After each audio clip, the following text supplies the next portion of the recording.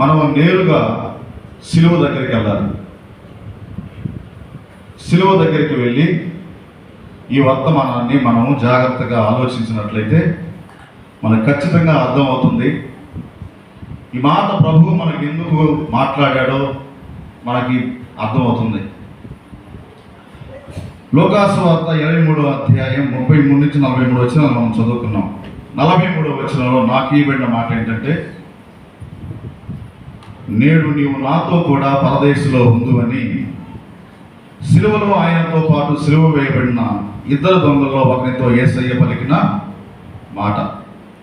ఒక్కడు సిలువ వేయబడింది యేసు ప్రభువుతో పాటు ఇద్దరు దొంగలు.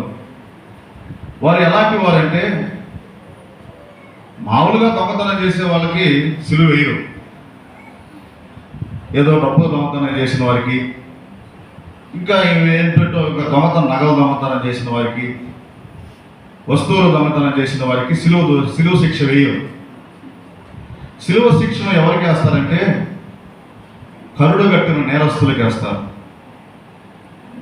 బరబ్బ ఆయనతో పాటు అనుచరుడు, వారు రోమా రాజ్య ప్రభుత్వానికి వ్యతిరేకంగా అనేకమైన దుష్కార్యాలు చేస్తూ ఉంటారు. అలాంటి దొంగలు ఇద్దరు దొంగలు. ఈ దొంగలిద్దరిని యేసు ప్రభువుతో అసలు వాస్తవంగా బరబ్బాకి ఆ సిలువ శిక్ష వేయాలి. కానీ యేసు ప్రభు క్షమించి బరబ్బాని విడుదల చేశారు. పిలాతు బరబ్బాని విడుదల చేసి ఆ శిక్షను ప్రభు అయిన యేసుక్రీస్తు వారికి వేస్తారు. అయితే ఈ శిక్ష వేసేటప్పుడు ఆ ఇద్దరు దొంగలు ఉన్నారు. వారిద్దరు కూడా బందిపోటు దొంగలు. వాళ్ళు రోమా రాజ్య ప్రభుత్వానికి ఆ చట్టానికి వ్యతిరేకులు. అలాంటి దొంగలతో ప్రభు అయిన యేసుక్రీస్తు వారికి సిలువ వేశారు. సిలువ అనేది భయంకరమైన శిక్ష. వాళ్ళు భరించలేనిది, చెయ్యరాని తప్పులు చేసిన వారికి వేసే శిక్ష. యేసు ప్రభు సిలువలో వేలాడుతున్నారు. అయితే అక్కడ అనేక మంది ఆయన్ని దూషిస్తున్నారు. ఎవరెవరు దూషిస్తున్నారు? మార్గాన్ని వెళ్ళేవారు దూషిస్తున్నారు, సైనికులు దూషిస్తున్నారు. మార్గానికి వెళ్ళేవారు ఏం దూషిస్తున్నారంటే, మార్కు సువార్త 15వ అధ్యాయం 29వ వచనంలో, నువ్వు సిలువ మీద నుంచి దిగు. నువ్వు సిలువ మీద నుంచి ఏం చేయాలంట? ఆయన దిగి నిన్ను నువ్వు రక్షించుకో. సిలువ మీద నుంచి నువ్వు దిగు, నిన్ను నువ్వు రక్షించుకో. నువ్వు దేవాలయాన్ని పడగొట్టి 3 రోజుల్లో కడతానని చెప్పావు కదా, నిన్ను నువ్వు రక్షించుకో. నిన్ను నువ్వు రక్షించుకో, నువ్వు దిగు, ముందు సిలువ దిగు అని ఆయన్ని హేళన చేస్తున్నారు. ఇంకా ఎవరు దూషించారంటే శాస్త్రులు, పరిసయ్యులు. మార్కు సువార్త 15వ అధ్యాయం 31వ వచనంలో ఉంటుంది. శాస్త్రులు, ప్రధాన యాజకులు అపహాస్యం చేస్తున్నారు. వాళ్ళు ఏమైనా అపహాస్యం చేస్తున్నారంటే, వీడు ఇతరులను రక్షిస్తాడంట, వీడు రక్షించుకోలేడు కానీ వీడు ఇతరులను రక్షిస్తాడంట అని చెప్పి ఆయన ఏం చేస్తున్నారు? అపహాస్యం చేస్తున్నారు. మన ప్రభు ఎవరు? రాజు. మొన్న చనిపోయిన ప్రవీణ్ కుమార్ అంటాడు, నా రాజు ఎవరంట? ఆయన రాజు సాత్వికుడు, నా రాజు మృత్యుంజయుడు. ఎవరు మన రాజు? మన ప్రభు ఎవరు? ఆయన చనిపోయి కూడా తిరిగి లేచిన వాడు, మరణాన్ని జయించిన విజయవీరుడు నా రాజు. మన రాజు యూదుల రాజు, మనందరికీ రాజు. ఆ రాజు సిలువ మీద ఉన్నాడు. సిలువ మీద ఉంటే వారు ఆయన్ని దూషిస్తున్నారు. మన రాజు పాపుల రక్షకుడు, ఆయన్ని దూషిస్తున్నారు. మత్తయి సువార్త 1వ అధ్యాయం 21వ వచనంలో, తన ప్రజలను వారి పాపముల నుండి ఆయనే రక్షించేవాడు రాజు అవుతాడు. రక్షించేవాడు రాజు అవుతాడు. పాపులను రక్షించుటకు క్రీస్తు యేసు లోకమునకు వచ్చెను. ఆయన మామూలుగా రాలా. అత్యున్నత సింహాసనం మీద ఆసీనుడై ఉన్న ఆ ప్రభువు నీ పాపాల నిమిత్తం, నా పాపాల నిమిత్తం, మన అందరి పాపాల నిమిత్తం ఆయన ఈ లోకానికి వచ్చాడు పాపులను రక్షించుటకు. పాపులు ఎవరయ్యా అంటే మనందరం పాపులమే. ఆదాము ద్వారా వచ్చిన మనం అందరం కూడా పాపులమే. రోమాపత్రిక 12వ అధ్యాయంలో రాయబడి 5వ అధ్యాయం 12వ వచనంలో ఇట్లుండగా ఒక మనుషుని ద్వారా పాపము ద్వారా మరణం లోకములోకి ఎలాగో ప్రవేశించిందో అలాగే మనుషులందరూ పాపము చేసినందువల్ల మరణము అందరికీ సంప్రాప్తమైంది. ఆ మరణము నిత్య నరకాగ్ని గుండానికి తీసుకెళ్తుంది. ఆ నరకము నుంచి తప్పించడానికే మన రాజు ఈ లోకానికి వచ్చాడు. రాజు, యూదుల రాజు, పాపులను రక్షించడానికి వచ్చిన రాజు. అయితే ఆయన్ని సిలువ వేసే సైనికులు కూడా దూషిస్తున్నారు. ఏమని దూషిస్తున్నారంటే లోకాసు వార్త 23వ అధ్యాయం 36-37 వచనాల్లో ఆయన్ని దూషిస్తున్నారు. లోకాసు వార్త అంతటా సైనికులు ఆయన యొద్దకు వచ్చి ఆయనకు చిరకనిచ్చి, నీవు యూదుల రాజు అయితే నిన్ను నువ్వు రక్షించుకో, నువ్వు యూదుల రాజు అని చెప్పుకుంటున్నావు కదా, అలాగైతే నిన్ను నువ్వు రక్షించుకో అని ఆయనను హేళన చేస్తున్నారు. ఆయన్ని అపహసిస్తున్నారు. శాస్త్రులు అపహరించారు, పరిసయ్యులు అపహరించారు, మార్గాన్ని వెళ్ళేవారు అపహరించారు, ఎంతో మంది ఆయన్ని అపహసించారు. అంతేకాదు ఆయనతో సిలువ వేయబడిన దొంగల ఇద్దరు కూడా ఆయన ఏం చేశారట? దూషించారు. మార్కు సువార్త 15వ అధ్యాయం 32వ వచనంలో ఉంటుంది. సిలువ వేయబడిన దొంగలు ఇద్దరు కూడా ప్రభువుని దూషించారు. ఇన్ని అవమానాలు పొందుతున్న యేసు పలికిన మాట, మొదటి మాట అన్న చెప్పాడు, తండ్రి వీరేమి చేయిస్తున్నారు వీరికి తెలియదు. నేను వీళ్ళని రక్షించడానికి వస్తే వీరు నన్ను అనరాని మాట్లాడుతున్నారు, చేయరాని కార్యాలు చేస్తున్నారు, నా వస్త్రాలు పంచుకుంటున్నారు. అయ్యా వీళ్ళు నన్ను హేళన చేస్తున్నారు, నేను వీళ్ళని రక్షించడానికి వచ్చాను. తండ్రి ఈ నేరం వారి మీదకి రాకుండా వారిని క్షమించు అని చెప్పి ప్రభువుని వేడుకున్నాడు. మన దేవుడు ఎలాంటి దేవుడమ్మా? మన దేవుడు క్షమించే దేవుడు, మన దేవుడు రక్షించే దేవుడు. అయితే వీరందరూ దూషించిన మాటలు, ఆయనకు క్రియలు, ఆయన చేసిన క్రియలు. ఏమన్నారు వీళ్ళు? నువ్వు 3 రోజుల్లో దేవాలయాన్ని పడగొడతానని చెప్పావు కదా అని ఆయన దూషించారు. ఆయన చెప్పలేదు ఆ మాటలు? చెప్పాడు. ఆయన మరణాన్ని గురించి, తిరిగి పునరుద్ధానంగా తిరిగి లేచేదాని గురించి పలికాడు ఆయన. అంత మాత్రమే కాదు, ఆయన ఎంతో మందిని బాగు చేశాడు ఆయన ఈ లోకంలో. అన్ని ఆయన క్రియలు. వీడు ఎంతో మందిని రక్షించాడు, వీడు రక్షించుకోలేకపోతున్నాడు. ఆయన రక్షించలేదా ఈ లోకంలో ఉన్నప్పుడు? సిలువ వేయక ముందు ఎంతో మందిని బాగు చేయలేదా? ఎంతో మందిని బాగు చేశాడు. ఆయన క్రియలు. ఇంకా ఏం చెప్పాడంటే వీడు ఇతరులను రక్షిస్తాడు కానీ వీడిని రక్షించుకోవాలన్నాడు. యోహాను సువార్త 19వ అధ్యాయం 19వ వచనంలో ఆయన తల మీద ఒక విలాసం రాయబడింది. ఏమనంటే యూదుల రాజైన నజరేయుడైన యేసు అన్నాడు. వాళ్ళే సాక్ష్యం పలుకుతున్నారు, ఈయన యూదుల రాజు, ఈయన నజరేయుడైన యేసు అని. ఈయన పాపుల రక్షకుడు, పాపాన్ని నుంచి విడిపించే రక్షకుడని వారు అక్కడ సాక్ష్యాన్ని పలుకుతున్నారు, సువార్తను ప్రకటిస్తున్నారు అక్కడ ఆ విలాసము ద్వారా. ఈ మాటలు పలికి ఎవరు చూస్తున్నారు? ఇవన్నీ ఆయన వీళ్ళందరూ ఈ మాట పలుకుతున్నారు. యేసు ప్రభు ఈ మాట పలుకుతున్నాడు. ఈ మాటలను ఎవరు చూస్తున్నారు? సిలువలో ఉన్న ఇద్దరు దొంగలు చూస్తున్నారు. సిలువలో ఉన్న ఇద్దరు దొంగలు చూస్తున్నారు. వాళ్ళు వింటున్నారు, మనం కూడా వింటున్నాం. ఎన్ని రోజుల నుంచి వింటున్నాం? యేసు క్రీస్తు రక్షణ సువార్తను మనం ఎన్ని రోజుల నుంచి వింటున్నాం? సిలువలో ఉన్న దొంగ విన్నాడు, మారు మనసు పొందాడు, పరదేశికి వెళ్ళాడు. మనం కూడా చాలా రోజుల నుంచి సిలువను గురించిన వార్తలు వింటూనే ఉన్నాం. అయితే ఈ క్షణమే, ఇప్పుడే ప్రభు వస్తే మనం నిజంగా పరదేశికి వెళ్ళగలమా? పరదేశంలో చేరగలమా ప్రభుతో పాటు? ప్రభు మనల్ని నీవు నాతో కూడా పరదేశంలో ఉంటావని చెప్పగలడా? యేసు ప్రభు ఇద్దరి మధ్యలో ఉన్నాడు. యేసు ప్రభు ఇద్దరికీ సమీపంలో ఉన్నాడు. మార్పు చెందే అవకాశం ఇద్దరికీ ఉంది. అయితే వీరిలో ఒక దొంగ విజ్ఞాపన చేస్తున్నాడు. ఏమనంటే తన తప్పులు ఒప్పుకుంటున్నాడు.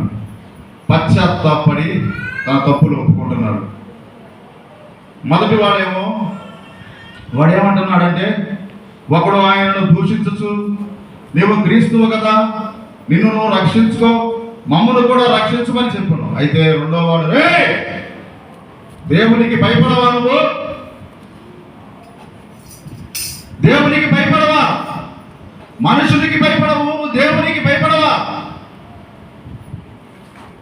మనకైతే ఇది న్యాయమే. మనమైతే చేయరాని కార్యాలు చేస్తున్నాం, అనరాని మాట్లాడుతున్నాం, ఎన్నో నేరాలు చేశాం. ఈయన ఏం చేశాడు? పాపులను రక్షించడం ఈయన చేసిన తప్ప. గుడ్డివారికి చూపునివ్వటం ఈయన చేసిన తప్ప. కుంటివారికి నడకనియటం ఈయన చేసిన తప్ప. దేనికి ఈయనకి శిక్ష? ఇన్ని అవమానాలు చేస్తున్నా కూడా ఆయన వస్త్రాలు చీట్లు వేసుకుంటున్నారు, ఆయన్ని అవహేళన చేస్తున్నారు.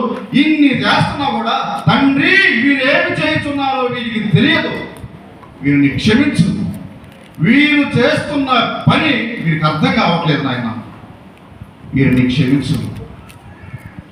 ఎక్కడన్నా వారమంటారా నువ్వు అని రెండో వాడిని గద్దిస్తున్నాడు. అయితే మొదటి వాడు ఒకదానికి భయపడుతున్నాడు, ఇంకా సేపట్లో మనం చనిపోతాం, రాబందులు వస్తాయి, కళ్ళు పీక్కు తింటాయి, సైనికులు మోకాళ్ళ మీద శుద్ధి తీసుకోబడతారు, మన శరీరము ఇక్కడ రక్తసిక్తమైపోతుంది, కాళ్ళు వచ్చి గద్దలు వచ్చి మన కళ్ళు పొడుచుకొని తింటాయి. ఈ మరణానికి భయపడుతున్నాడు ఆ సిలువలో ఉన్న దొంగ. యేసు, అయ్యా నువ్వు దేవుడు అని చెప్పావు కదా, నిన్ను నువ్వు రక్షించుకొని మమ్మల్ని రక్షించు, ఈ మరణ వేదన నుంచి మమ్మల్ని తప్పించు అని మొదటి వాడు ఆ యొక్క సిలువ, ఆ యొక్క చావుకు భయపడుతున్నాడు. మనం కూడా భయపడుతున్నాం చావుకి. అయితే ఒకటే మాట, నరకం ఉంది. ఈ చావు నుంచి వెళ్ళిన తర్వాత మనకి నరకం ఉంది. మనం దేనికి భయపడాలి? శారీరక మరణానిక, ఆత్మీయ మరణానిక? ఆత్మ చనిపోతే నరకంలో వేయబడుతుంది. సిలువలో ఉన్న దొంగ ఆయన తెలుసుకున్నాడు, తండ్రికి ఒక రాజ్యం ఉందని, ఆ రాజ్యంతో రాబోతున్నాడని, ఈయన యూదుల రాజని, ఈయనకు ఒక రాజ్యం ఉందని, ఆ రాజ్యంలో అందరినీ తీసుకొస్తాడని, 1000 ఏళ్ల పరిపాలన భూమి మీద జరుగుతుందని, ఆ తర్వాత తీర్పు జరుగుతుందని దొంగ తెలుసుకొని ఆయన యేసు ప్రభు యొక్క ముఖంలోకి చూసి, ఆయన రహస్య పాపాలు కనపడ్డాయేమో, ప్రభువా నన్ను క్షమించు, నేను చేయరాని పాపాలు చేశాను, అనరాని మాట్లాడినాను, నన్ను క్షమించు, నీవు నీ రాజ్యంతో వస్తావు కదా, నిన్ను నువ్వు రక్షించుకొని మమ్మల్ని కూడా రక్షించు. అడుగుదామా ఈరోజు ప్రభువుని, ప్రభువా నేను ఎన్నో పాపాలు చేశానయ్యా, ఎన్నో చేయరాని కార్యాలు చేశాను, అయితే ఈ క్షణమే నువ్వు వస్తే నేను ఎక్కడ ఉంటాను అని ప్రభువుని మనం అడగాలి. ఈ యొక్క రెండవ మాట ద్వారా మనం నేర్చుకోవాల్సింది ఏంటంటే, ప్రభువు ప్రేమ కలిగిన వాడు. నువ్వు ఎంత తప్పన చెయ్యి, ఎంత ఘోరమైన పాపాన్ని చెయ్యి, అయితే నీ పశ్చాత్తాపం అది నిజమైనదిగా ఉండాలి. దావీదు పాపం చేశాడు.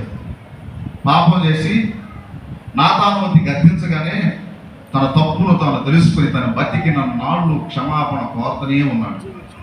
సౌలు పాపం చేశాడు, కానీ ఆయన వారిద్దరి పాపంలో ఒప్పుకోలేకుంటుందంటే, 100 రూపాయల పాపం చేసి సౌలు 10 రూపాయల పశ్చాత్తాపం పడతాడు. దావీదు 10 రూపాయల పాపం చేసి 1000 రూపాయల పశ్చాత్తాపం పడతాడు. అంత ఒప్పుకోలు దావీదు. సిలువలో ఉన్న దొంగ కూడా అంతే, తన తప్పును తాను తెలుసుకొని ప్రభువుని వేడుకున్నాడు. మన క్షమాపణ ఎట్లా ఉండాలంటే, ప్రభు మనం వెంటనే స్వీకరించేదాన్ని. తప్పిపోయిన కుమారుడు కూడా అంతే. తప్పిపోయిన కుమారుడు తాను చేసిన తప్పును తెలుసుకొని తిరిగి తండ్రి దగ్గరికి వస్తే, ఆ తప్పిపోయిన కుమారుడు వస్తా ఉంటే వాడు ఎంత మురికి గుడ్డలతో ఉన్నా సరే తండ్రి వాడిని స్వీకరించి హక్కును చేర్చుకున్నాడు. నీ స్థితిగతులు ఆయన చూడటం, నువ్వు ధనవంతుడివా, దరిద్రుడివా, పేదవాడివా, లేకపోతే ఇంకోటి చూడు. నువ్వు పాపం చేస్తే నీ పాపం పట్ల పశ్చాత్తాపాన్ని ఆయన చూస్తాడు. ఖచ్చితంగా నీ పాపం పట్ల ప్రభువు ఆ పశ్చాత్తాపాన్ని చూస్తే ఖచ్చితంగా నన్ను చేర్చుకుంటాడు. మన ప్రభువు ప్రేమ కలిగిన వాడు. ప్రేమ ఏం చేస్తుందంటే, ప్రేమ అడ్డుకోదు, ప్రేమ స్వీకరించేదిగా ఉంటుంది, ప్రేమ క్షమించేదిగా ఉంటుంది, ప్రేమ దయగలిగేది. మన ప్రభువు ప్రేమామయుడు. ఎవరైనా రాని ఆయన్ని వాళ్ళని ప్రేమతో హక్కులు చేర్చుకుంటాడు. తన పాపాన్ని తను ఒప్పుకొని. మనందరికీ పిల్లలు ఉన్నారు. పిల్లలందరూ దేవుని సన్నిధికి వస్తారు.